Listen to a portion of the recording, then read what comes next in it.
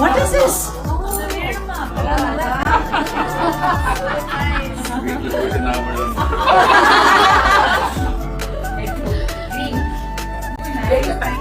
நடிகர் அஜித் மற்றும் ஷாலினியோட இந்த வீடியோ தான் இப்போ சோஷியல் மீடியாவில் ரொம்ப வைரல் ஆகிட்டு இருக்கு.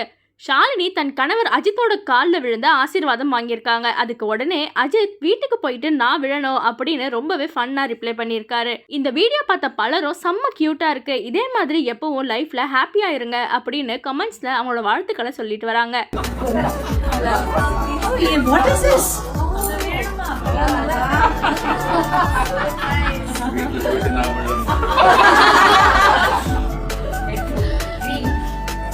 Very fine.